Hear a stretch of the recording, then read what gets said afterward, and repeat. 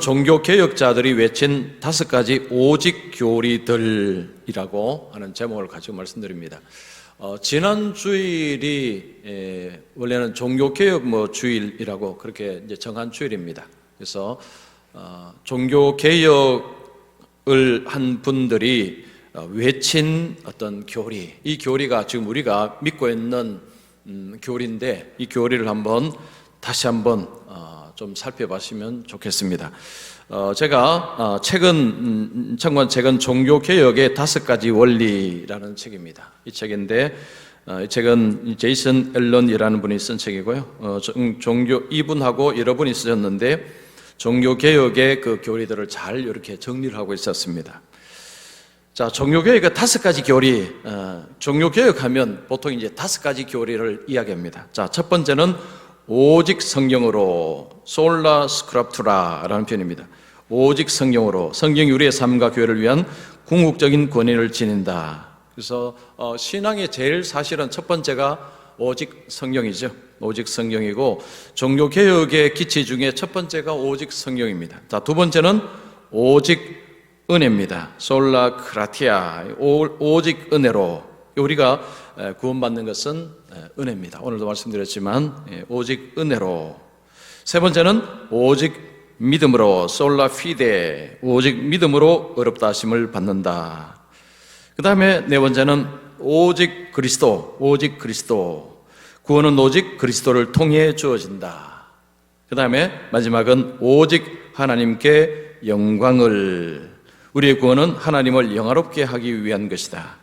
이 5가지는 우리의 신앙생활에 어떻게 보면 이제 그런 기둥들이 할 수 있습니다. 그래서 이 종교 개혁자들이 그때 굉장히 혼란스럽고 이게 가톨릭의 어떤 거기에 이제 그 속에서 어떤 성경의 어떤 기본이 된 신앙이 아니라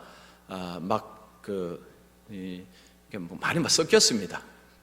미신인 것도 섞이고 많이 섞인 가운데서 이제 정말 우리 신앙의 정말 핵심이 뭐냐? 이 5개. 그래서 이 5개가 단지 종교개혁자들만의 그들만의 것이 아니라 오늘 우리가 붙들어야 될 것이 바로 이 5개다. 그래서 좋은 교회 그리고 좋은 신앙인이 되기 위해서는 이 5가지가 있어야 된다, 이렇게 말할 수 있습니다. 좀 이제 개별적으로 한번 같이 보겠습니다. 자, 먼저 오직 교리가 중요한 이유 요건 보겠습니다. 오직 교리는 신앙생활을 위한 교리적인 토대를 제공한다. 오직 교리는 기독교적인 정체성과 사역의 특징을 결정할 뿐 아니라 영적이고 신학적인 틀을 구축해 나가는 데 필요한 동력을 제공한다. 그래서 지금 이 5가지 오직이라는 이 교리 자체가 신앙의 기본이고 바탕이다는 것입니다. 오직 교리는 복음의 본질을 의미한다. 이 교리를 받아들이는 것은 곧 복음을 받아들이는 것이고, 이 교리를 말하는 것은 곧 복음을 말하는 것이고, 이 교리를 의식하며 사는 것은 곧 복음의 능력으로 사는 것이다. 오늘 제가 복음을 말씀드렸죠. 그래서 복음이라는 말 자체는 복음이라는 말 자체가 굉장히 이렇게 많은 것을 함축하고 있습니다. 그 많은 것이라는 게 바로 이런 것이죠.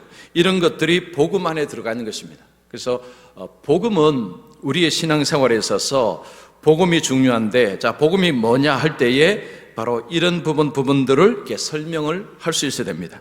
자, 그 다음에 오직 교리는 기독교적인 삶의 토대이자 안내자이다. 이 교리를 따라 사는 사람들은 더 충만하고 풍성한 신앙생활을 경험할 수 있다. 이단하고 정통하고 차이는 바로 이런 차이입니다. 이 5가지를 붙들고 살 때 이게 정통입니다. 정통신앙, 아니면 진짜 신앙, 보수신앙, 이렇게 말할 수 있습니다. 자, 첫 번째, 오직 성경으로 교리, 오직 성경이라는 교리, 이걸 보겠습니다. 오직 성경만이 믿음과 실천을 위한 유일한 권위라는 진리는 종교개혁 신앙의 핵심 원리다. 신앙, 우리의 신앙의 모든 것의 근본, 성경입니다. 오직 성경입니다. 믿음과 어떤 실천의 모든 토대, 이것은 성경에서 나와야 된다는 거죠. 오직 성령만이 우리의 고백과 삶의 방식과 교회 안에서의 규칙과 사역을 결정한다. 충실한 복음주의자는 오직 성령만을 신앙과 삶의 유일한 권위로 인정한다. 자, 오늘날에는 이제 많은 사상들이 나오고 여러분 서점에 가시면 그런 책들이 참 많습니다. 성경은 그냥 성경이 파는 섹트에 그냥 있는 것이고 나머지는 전부 이제 사람들이 이게 쓴 책이죠. 그 좋은 책들이 많습니다. 그러다 보니까 이제 성경이 어떻게 이 사람들에게 대우를 받느냐 하면 그냥 삶의 한 귀퉁이 이렇게 되어버린 거죠.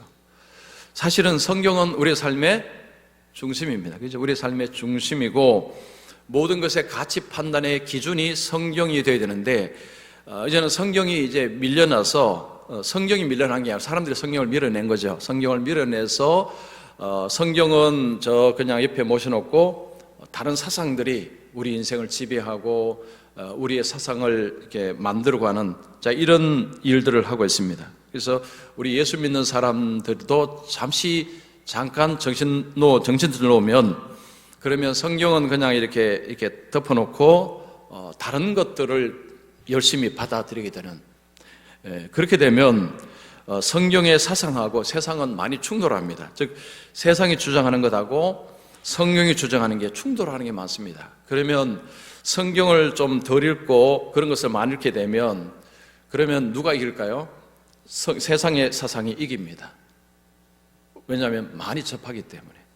그래서 성경은 항상 우리의 삶의 중심의 자리에 놓여야 된다라는 것. 자, 오직 성경으로는 5가지 교리 가운데 가장 근본적인 가장 중요한 교리에 해당한다. 5가지 교리의 뿌리, 이게 오직 성경으로라는 것입니다. 자, 오직 성경으로는 복음에 대한 이해를 포함한 기독교 신앙 전체를 떠받치는 교리적 토대다. 그 다음 모든 것은 성경에 종속되며 성경에 지배된다. 전통이나 교황, 공의회 등이 하나님의 말씀을 규정하는 것이 아니라 하나님의 말씀이 그것들을 규정한다. 성경이 우리를 규정하고 성경이 우리 교회를 규정하고 성경이 모든 것을 규정한다는 거죠. 성경이 모든 것의 토대다. 모든 것은 성경의 지배하에 들어가야 된다. 이것이 바로 종교개혁자들이 외치는 것입니다. 우리의 삶을 지배하고 통치하고 다스리는 것은 성경이 되어야 된다. 왜냐, 이 성경은 하나님의 말씀이기 때문에 그렇습니다. 자, 디모데후서 3장 15절 17절 어려서부터 성령을 알아나니 성령은 능히 너로 하여금 그리스도 예수 안에 있는 믿음으로 말미암아 구원이 이르는 지혜가 있게 하느니라. 모든 성경은 하나님의 감동으로 낸 것으로 교훈과 책망과 바르게 함과 의로 교육하기 유익하니 이는 하나님의 사람으로 온전하게 하며 모든 선한 일을 행할 능력을 갖추게 하려 함이라. 성경에 관해서 이야기할 때 늘 등장하는 말씀이죠. 이 말씀의 핵심은 모든 성경은 하나님의 감동으로 된 것이다 라는 것입니다. 이 성경은 사람이 썼는데 그 사람이 쓰도록 성령께서 간섭하시고 그 사람의 생각을 지배하시고 그래서 사람이 썼지만 성경은 하나님의 말씀이다. 근데 제가 오늘 오전에도 설교에 이제 어느 책을 인용했지만요, 이제 오늘날 그런 책들, 심지어는 교회를 다니고 하는 사람들조차도 이거 사람이 썼는데 이게 왜 하나님의 말씀이냐, 이런 주장을 참 많이 합니다. 그래서 기독교인들은 너무 맹신을 한다는 거죠. 너무 맹목적으로 믿는다, 이런 이야기를 굉장히 많이 지금 많이 이야기합니다. 그들 입장에서는 사람이 썼는데 하나님이 썼다니 너무 좀 황당하다는 거죠. 그럼에도 불구하고 우리가 왜 성경을 하나님의 말씀으로 하느냐, 이유가 있습니다. 성경을 읽고 성경을 배울 때 거기서 하나님을 만나기 때문입니다. 이게 핵심이에요. 뭐 사람이 썼는데 왜 하나님의 말씀이냐, 뭐 말이 되는 소리죠.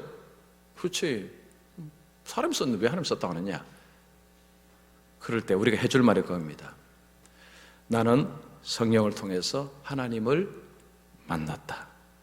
나는 성령을 통해서 하나님의 주권, 하나님의 일하심, 하나님의 성품, 천국, 지옥, 그리고 예수님. 나 모든 것을 성령을 통해서 알았다. 여러분, 이게 핵심입니다. 뭐 남들은 뭐라 하든요, 그건 당신 생각이고 나는 성령을 통해서 하나님을 만났다. 나는 하나님을 알았다. 나도 당신이 성령을 통해서 하나님을 만났으면 좋겠다. 그럼 됩니다. 뭐 논쟁해봐야 뭐 되지도 않고요. 자, 성경이 하나님에게서 비롯됐다면 그것은 사실일 수밖에 없고, 사실이라면 권위가 있을 수밖에 없다. 따라서 우리는 성경에 온전히 복종해야 한다. 성경은 신자의 최종적이고 궁극적인 권위다. 강단에서는 성경을 전해야 하며 성도들은 말씀을 삶에 적용해야 됩니다. 저 같은 설교자가 성경을 가지고 설교 안 하면 여러분 무슨 설교할까요? 여러분, 설교자가 성경을 하고 다른 이야기하면 무슨 이야기할까요? 예, 세상 이야기합니다. 그리고 자기 생각 이야기합니다. 그리고 또 하나, 복 이야기합니다. 복 이야기. 복. 왜냐? 사람들이 좋아하니까. 그러니까 여러분 그걸 잘 구분하셔야 돼요. 그런데 여러분 어떤 이야기가 재미가 없을까요? 성경 이야기 재미없어요. 예수님이 오병이어 일으키고 그 다음에 내가 떡이다 하고 할 때 사람들이 다 가버렸습니다. 다 가버렸어요. 12만 남았습니다. 너희들도 가렸느냐 했지 않습니까? 그때는 지금은 똑같습니다. 그래서 성경을 설명하면 뭐 어떤 사람은 그죠, 성경 설명 사람들이 귀담아 듣는다 하지만, 물론 귀담아 듣는 분은 이제 하나님의 선택된 백성은 뭐 귀담아 듣지만 안 듣는 분이 훨씬 많습니다. 그게 현실입니다. 그래서 이렇게 뭐 저는 이제 제가 미국에서 사실 설교 이 공부를 했기 때문에 딱 저게 있습니다. 이렇게 제가 딱 잡힌 게 있습니다. 여러분도 이제 아실 겁니다. 제가 16년 동안 줄곧 해온 것은 좌로나 우로나 치우치 않고 똑바로 왔습니다. 그거 아시죠? 왜냐하면 그게 정립이 돼서 그래요. 제가 미국에서 이걸 하면서 딱 정립이 딱 됐습니다. 그래서 계속 그 길을 왔지 않습니까? 만약에 이게 정립이 안 됐으면요, 그러면 또 뭐 다른 걸 해볼까? 그러면 이제 또 뭐 저 사람 좋다 하면 저것도 해보고 저 사람 좋다 하면 그러면 이제 누가 힘드냐면 성도들이 힘듭니다. 저 때는 저 소리하고 이때는 이 소리하고. 목사 그러면요 성도들이 힘들어요. 그래서 어쨌든 교회가 중요한, 교회의 모든 것은 어쨌든 성령을 통해서 가야지만 하나님이 그 속에서 하나님의 일하심을 경험할 수 있습니다. 자, 그 다음에 성령은 신자의 최종적이고 궁극적인 권위다. 강단에서는 오직 성령의 교리는 그리스도 중심의 신학을 세운다. 성령을 읽을 때 그 안에서 그리스도를 발견한다. 그래서 우리는 그리스도를 전해야 한다. 그러니까 성령을 통해서 예수님을 만납니다. 성령 바깥에서는 예수님을 만날 길이 없습니다. 없어요. 불가능합니다. 그래서 성경을 읽고 성경을 배우는 것에서 그 안에서만 예수님을 만납니다. 그래서 세상의 학자들, 세상의 사람들은 성경을 이제 덮어놓고 자기들끼리 막 예수님을 막 판단하고 하거든요. 전부 가짜입니다. 그 전부 가짜예요. 요즘은 안 믿어도요, 그 성경책을 집에 거의 다 꽂고 있기 때문에 제가 이제 책 읽어보면 성경 인용을 참 많이 합니다. 그 예수 안 믿는 사람인데 자기 글 쓰면서 성경 인용을 굉장히 많이 해요. 왜냐, 사람들이 성경을 이제 많이 보니까. 그런데 엉터리가 태반입니다. 엉터리가 태반이에요. 그냥 자기 식대로 그냥 인용하는 거죠. 예수님의 어떤 하나님 아들 되심과 예수님의 메시아 되심과 이런 부분이 정립이 되지 않는 가운데서 성경을 읽게 되면요, 오늘 제가 오전에 했죠, 이상하게 보게 됩니다. 야, 이걸 어떻게 믿냐, 이렇게 됩니다.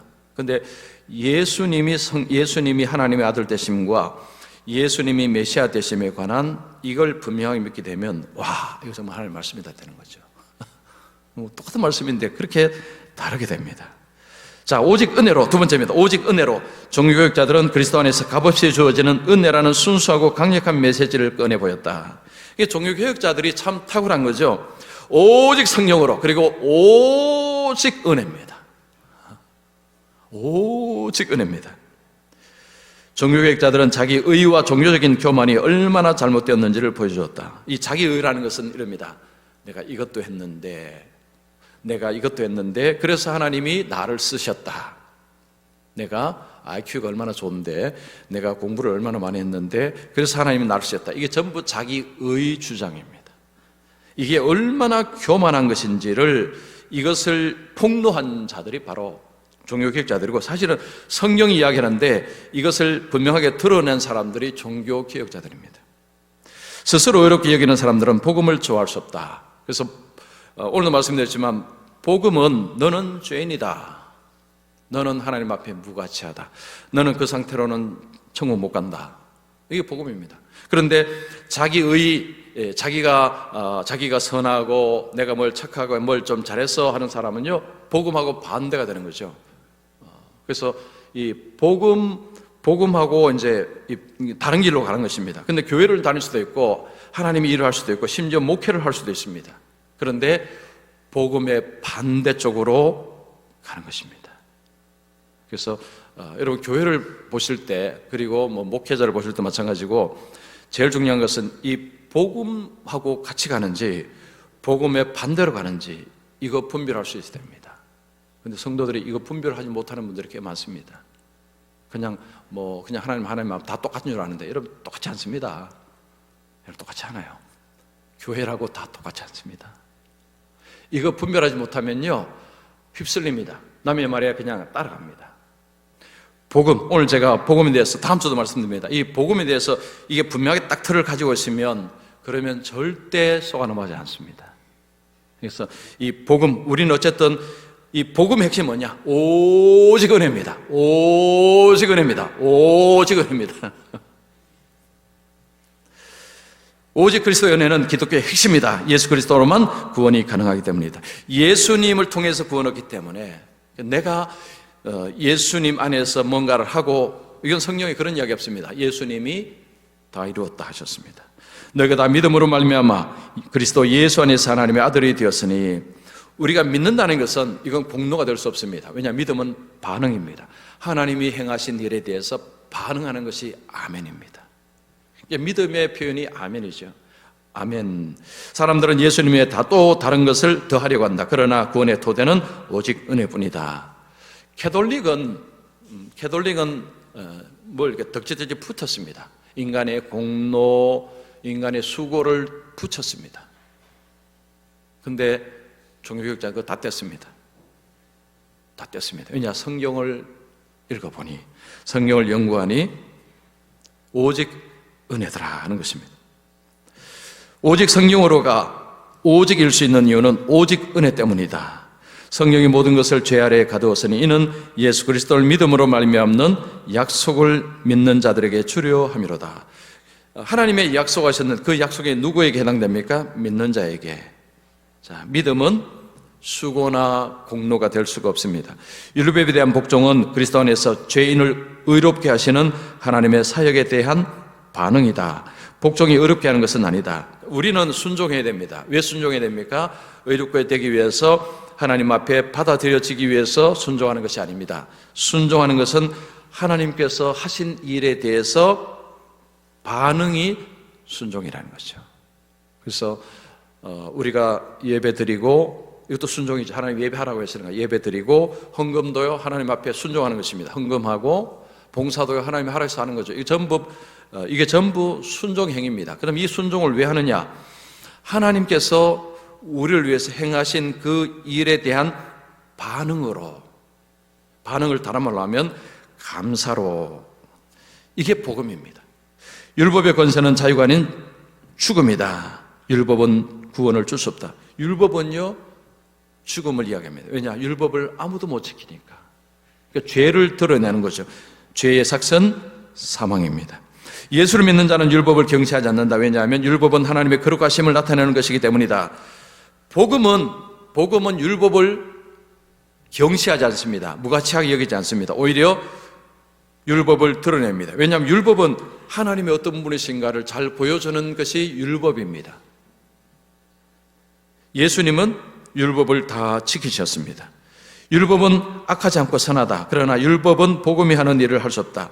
자, 율법은 선한데, 성경에서 율법은 사람들로 하여금 죄를 드러내는 일을 할 뿐이지 율법은 복음이 하는 일은 할 수 없다는 거죠.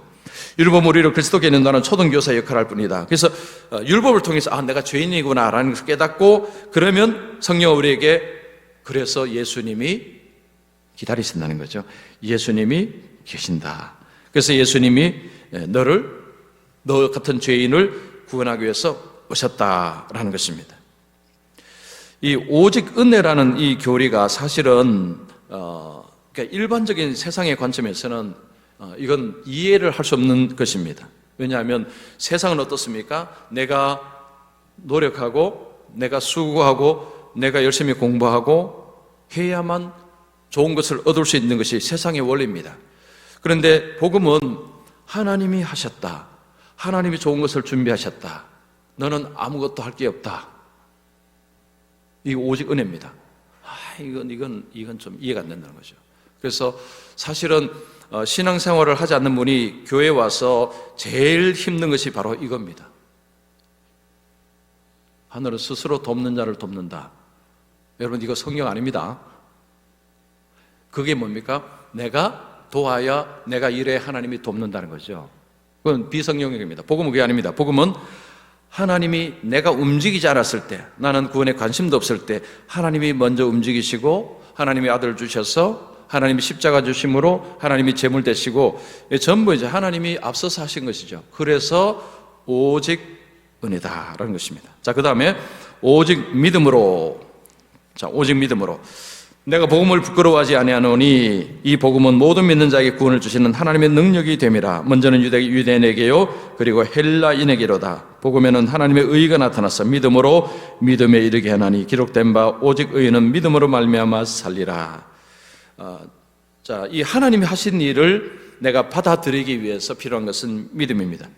우리가 주님께서 나를 위해 십자가 지심을 믿습니다. 이거는 이제 내가 수용하는 거죠. 하나님의 그 말씀이 옳다는 것을 저는 받아들입니다. 이게 믿음입니다. 이 믿음이 우리를 구원하는 하나님의 방식이라는 거죠.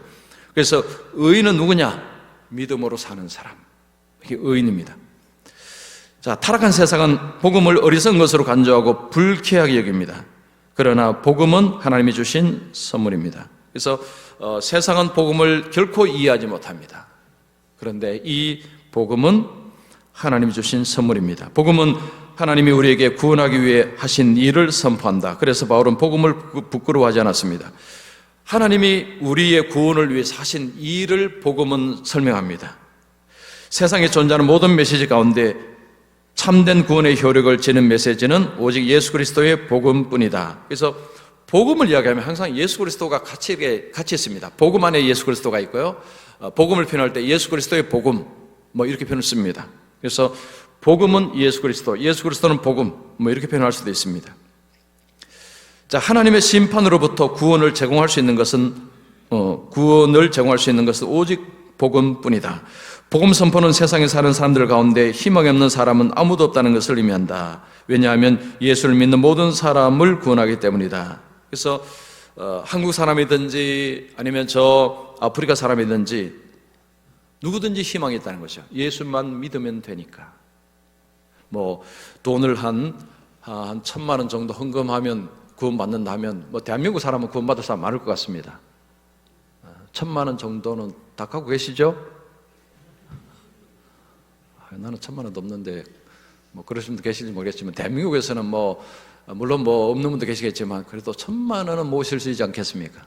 자, 그러면 그걸 만약 그 1,000만 원 돈 비슷한 돈을 저 아프리카에 저희 가서 너 1,000만 원 내면 구원받는다면 그거 얼마나 구원받겠습니까? 그거 못 받는 거죠. 자, 그런데 성경은 하나님 우리에게 구원을 받는 데 있어서 그런 식이 아니라는 거죠. 예수님을 누구든지 믿기만 하면 구원을 받는다. 그래서 이 복음은요 모든 사람들에게 희망을 주는 것입니다. 복음은 오직 믿음만이 의롭게 되는 수단이라고 가르친다. 하나님의 의가 우리에게 전가되는 것은 오직 믿음으로만 가능하다. 오직 믿음으로만. 하나님의 의가, 하나님의 의로우심이 나의 의로우심이 되는 데 있어서 뭐가 필요하냐 하면 오직 믿음입니다. 믿음은 모든 사람에게 선천적으로 주어지는 것이 아닌 하나님의 선물입니다. 그래서 태어날 때부터 믿음을 갖고 태어난 사람은 없습니다. 그런 사람 없습니다. 다 후천적입니다. 다 후천적입니다. 믿음은 구원을 얻는 공로가 아닙니다. 믿음은 우리의 힘이나 공로로 하나님의 의를 얻으려는 노력과 무관합니다. 그래서 믿음이라는 것이 내가 어떻게 수고하고 애써서 가질 수 있는 것이 아닙니다. 믿음은 수동태입니다. 수동태. 믿어지는 것입니다. 믿어지는 것입니다. 그래서 오늘도 우리 모임에서 이제 이 간증 이야기하다가 이제 이렇게 믿게 되었다. 뭐 이렇게 믿음의 어떤 표현 자체가 이제 수동형이죠. 물론 내가 믿었죠. 근데 내가 믿었다는 것은 내 입장이고, 사실은 인생 전체적으로 보게 되면 내가 처음부터 믿으려고 작정하고 믿은 게 아니고, 이런저런 일을 겪으면서 말씀을 이렇게 들으면서 믿어진 것입니다. 그러니까 이게 하나님의 선물이죠. 자, 믿음은 결코 공로가 아닙니다. 오직 믿음은 겸손을 독려합니다. 왜냐하면 구원이 아무도 자랑할 수 없는 하나님의 선물이기 때문입니다. 이제 다음 주에 이 자랑에 관해서 말씀을 드리고자 하는데, 복음은요 우리에게 입을 막도록 합니다. 내가 뭔가에게 자랑을 하게 될 때 복음이 꾸짖습니다. 입 다물어. 너 그 자랑거리가 하나도 못 돼. 복음은 우리를 겸손하게 만듭니다. 왜냐하면 하나님이 다 하셨다. 하나님이 너를 위해서 이렇게 다 하셨다. 그래서 겸손하게 만드는 것입니다. 자, 그 다음에 오직 그리스도로라는 교리가 있습니다. 오직 그리스도로. 자, 우리는 죄인으로 하나님의 보좌 앞에 서야 할 운명이다. 그러나 구원자이신 예수 그리스도의 보혈로 깨끗하게 씻음 받고 그분의 의의 옷을 입게 되었다. 예수님이 오셔서 예수님의 그 십자가의 피가 우리를 깨끗하게 해서 그 그리스도의 의를 우리가 이제 옷을 입어서 하나님 앞에 의인으로 서게 되는 것입니다. 그리스도인들은 죽음을 앞둔 상태에서도 반석이신 그리스도의 품 안에서 안전하다는 확신을 가질 수 있습니다. 지난주도 이제 장례 예배 드렸지만요, 결국 우리는 죽음이라는 것은 이제 이렇게 찾아올 때에 죽음이라는 것이 어떤 사람에게는 안전함을 줄 수 있다는 거죠. 이게 누구냐 하면 그리스도 안에 있는 사람들. 그래서 지금 이제 지금 이제 오늘요 좀 다 멀쩡히 계십니다. 멀쩡히 계시는데 이제 오늘 저녁에 이제 하나님이 이제 부르십니다. 위에 집사님 부르시고 장로님도 부르시고 장로님도 부르세요. 갑자기 사람이 사고로 하면 정신 죽지만요, 이게 좀 일단 의식이 있습니다. 무슨 생각하시겠어요? 지금 의식은 있어요. 근데 이제 오늘 끝납니다. 뭐 생각하시겠습니까? 장로님, 뭐 생각하시겠어요? 무슨 생각을 많이 하시겠습니까?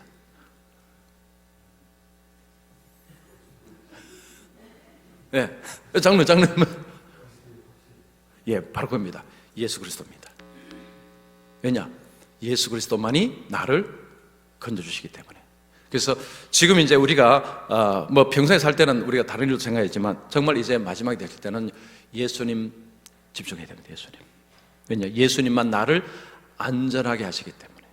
예수님이 나를 이렇게 인도하시기 때문에. 그래서 예수님을 생각해야 됩니다. 자, 로마 카톨릭은 그리스도의 사역에 근간다고 합니다. 자, 로마 카톨릭도요 그리스도 이야기를 합니다. 그러나 우리하고 뭐가 다르냐 하면 우리는 오직 그분의 사역에만 근거한다고 말합니다. 그러나 가톨릭은 그렇게 말하지 않습니다. 가톨릭은 그리스도의 사역에 의존도 하지만 플러스 알파, 나도 뭐 해야 된다는 거죠. 이게 가톨릭이고, 우리 개신교는 오직 그리스도의 공로로만 구원받는다라는 거죠.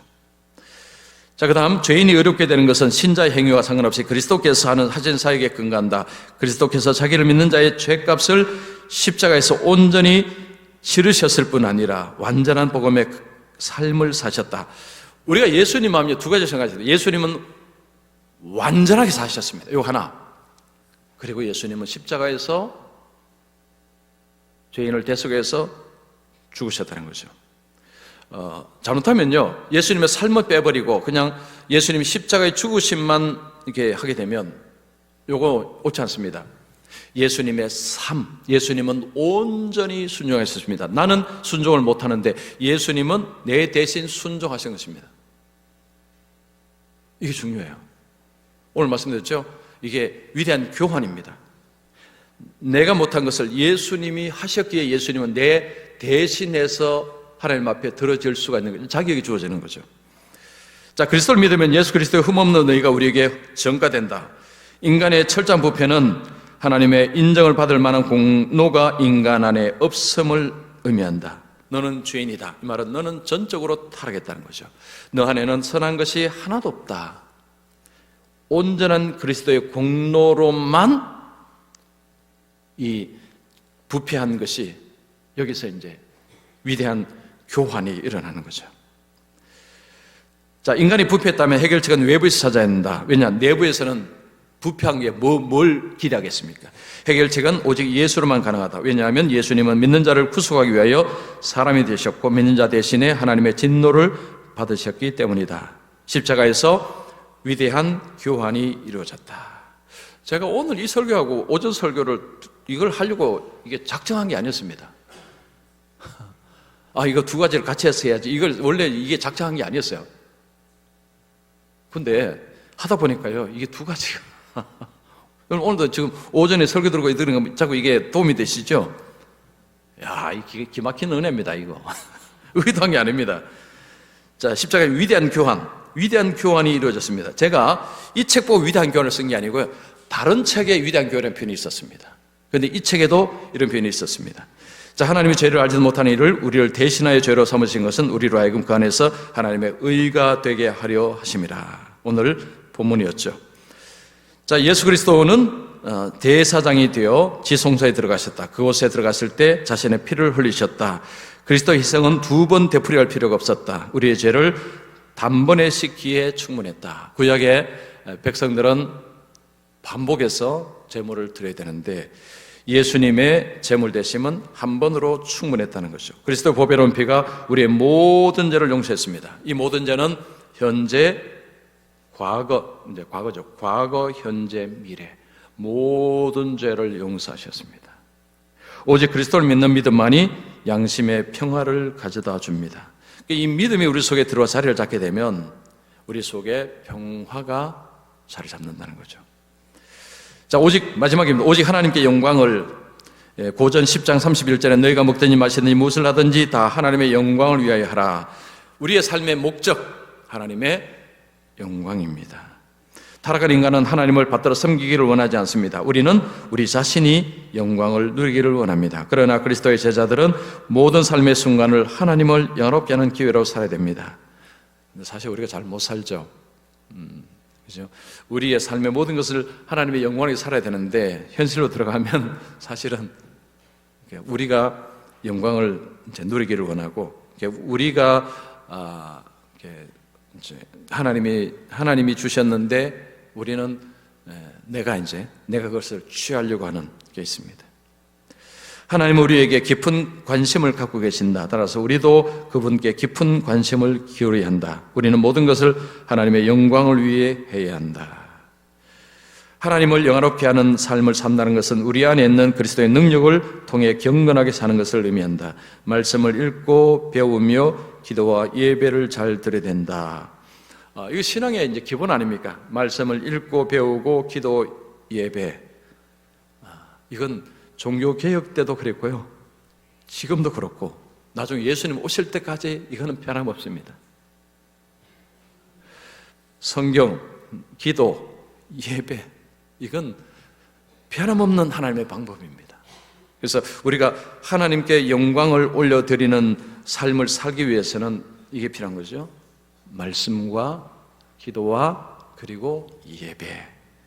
이 세 가지를 통해서 하나님은 끊임없이 우리의 삶에 하나님을 우리 속에 알려주시고 그리고 우리에게 방법도 알려주시고 그리고 우리에게 필요한 힘도 주시고 그래서 어쨌든 말씀과 기도와 예배는 우리가 평생 하나님 앞에 갈 때까지 이건 삼박자처럼 기도, 말씀, 예배 삼박자입니다. 삼박자. 삼박자. 그래서 어떤 신앙의 어떤 중요한 것은 이 기본을 어쨌든 잘 이렇게 해 나가는 삶을 살아가는 것이 좋은 신앙인이 되는 길이다. 할 수 있습니다. 자, 그래서 오늘 5가지 말씀드렸는데 이 5가지 다시 한번 정리해 볼까요? 자, 자, 첫 번째가 오직 성령으로, 두 번째 오직 은혜로, 오직 믿음으로, 오직 그리스도로, 오직 하나님께 영광을. 5가지, 5가지를 그죠? 잘 붙드시고 그래서 신앙생활 그렇게 계속해서 해나가시기를 바랍니다. 기도하겠습니다.